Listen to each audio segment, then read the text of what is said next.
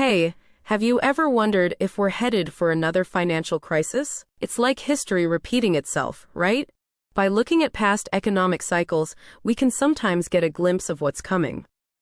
Remember the early warning signs before the 2008 financial crisis? We're seeing some of those same patterns now, which makes you think, are we on the brink of another major market downturn? Back in 2007, the banking sector took a 25% hit, a clear early sign of trouble. At the same time, the consumer discretionary and home building sectors were also tanking, which showed that people were feeling financial stress, and the real estate market was shaky. These sectors are sensitive to economic ups and downs, and their decline in 2007 was a big red flag for the broader economy. Fast forward to today, and those same sectors are showing weakness again. Over the past year, banking, consumer discretionary, and home building have all dipped. This has only happened twice in the last 20 years, right before the 2008 crisis and the 2020 recession. It's a worrying sign that we might be on a similar path now. Here's the kicker.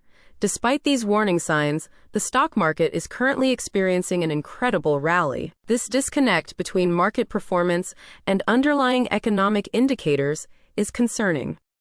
Short-term market pullback is becoming a real possibility. But how big could this pullback be? Could it be a minor 3 to 4% correction, a more substantial 10 to 15% decline, or something much larger, like in 2008? One major factor in large market corrections is rising unemployment. Every major stock market crash of 30% or more in history has coincided with increasing unemployment rates. Right now, the U.S. unemployment rate is a healthy 4.1%, which isn't alarming. But if unemployment starts to rise, it would signal that we're heading towards an economic downturn. Today's stock market is one of the most expensive in the last century, with S&P 500 valuations nearing those of 1999 and even surpassing those of 1929 before the Great Depression. Severe recessions typically cause substantial market declines. If the Shiller P/E ratio drops to 20, it could trigger a 30% market drop, but we don't see this happening immediately.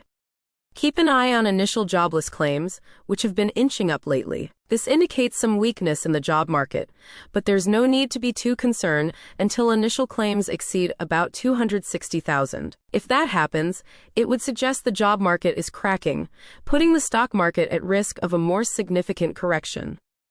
If you see significant weakness in the job market, it will be wise to pull out of most of your stock market positions and start preparing for a recession. For now, though, we're still riding the bull market.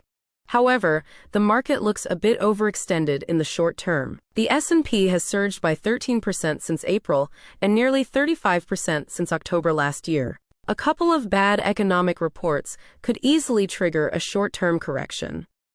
We've seen plenty of short-term, shallow market corrections over the past 30 years, many of which didn't happen during recessions. Some were minor 2 to 3% pullbacks, while others were larger 10 to 15% corrections. Most reversed on their own or were supported by the Fed, a phenomenon known as the Fed put. With inflation still high, some think the Fed won't be able to step in as usual. Core inflation is around 3.4%, higher than the Fed's 2% target. But maybe this is a good time to be contrarian. Today, the Fed's interest rate is above 5%, similar to the 1990s and well above the current headline inflation rate. The Fed has already mentioned potential rate cuts in 2024, so the Fed put is still in play. In short, while the stock market is currently doing well, the underlying economic indicators suggest potential trouble ahead.